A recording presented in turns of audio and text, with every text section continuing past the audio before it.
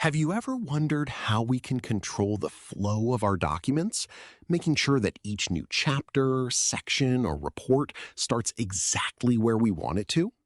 Imagine writing a long essay and suddenly your title ends up at the bottom of a page. Frustrating, right? That's where page breaks come in.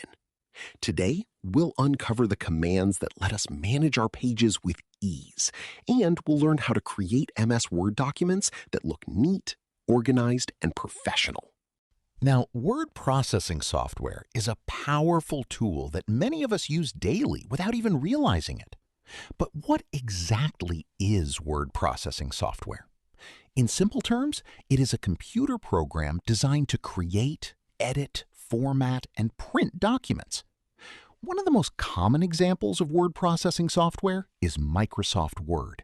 With Word, you can type up essays, reports, letters, and more. The software allows you to easily change the font style, size, and color of your text. You can also add images, tables, and even graphs to make your documents more visually appealing. Another great feature of word processing software is the ability to check for spelling and grammar errors. This can be super helpful, especially when you're working on an important school project or preparing a document for work. One of the biggest advantages of using word processing software is the ability to easily make changes to your documents. Instead of having to rewrite an entire page just to fix a typo, you can simply go back and edit the mistake with a few clicks of your mouse. Overall, word processing software simplifies the process of creating and editing written documents.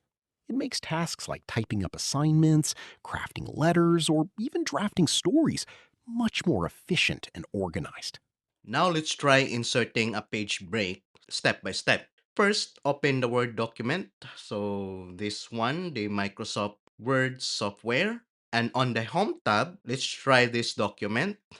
And now, once the document is open, place your cursor exactly where you want the new page to begin. And let us try it here beside on the bibliography section and go to the Insert tab on the ribbon. So let us click Insert tab. Then, let us click Page Break. And boom! As you can see, the bibliography section has moved to page 2 of our document. Now, let's try another method. Let's undo our action first. Now, you can simply press Ctrl plus Enter. So, let us press Ctrl plus Enter.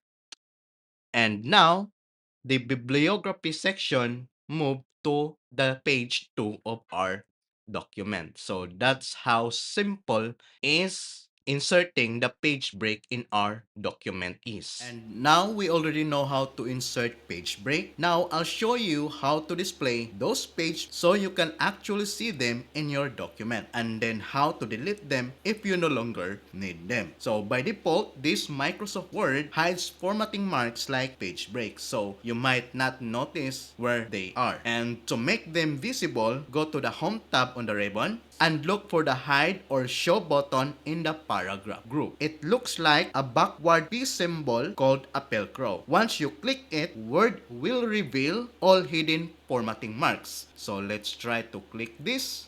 You'll see the page break displayed as a dotted line across the page with the words page break in the center. This makes it easy to identify exactly where your document is divided into sections. Now, let's say you want to remove that page break. To delete it, simply place your cursor just before the dotted line right here and press the delete key on your keyboard. Alternatively, you can place your cursor just after the page break and press backspace. So let's undo it first. You can place it right here and we can press the backspace.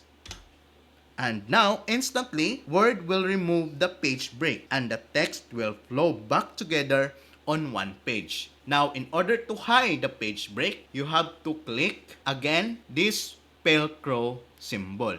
Let's click this.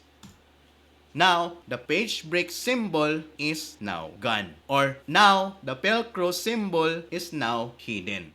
And to adjust automatic page breaks, you can't remove automatic page breaks, but you can prevent them from landing in awkward places, such as between lines of text you'd like to keep together. You can adjust the page break settings for selected paragraphs. Here are the steps. First, select the paragraphs you want to apply the settings to.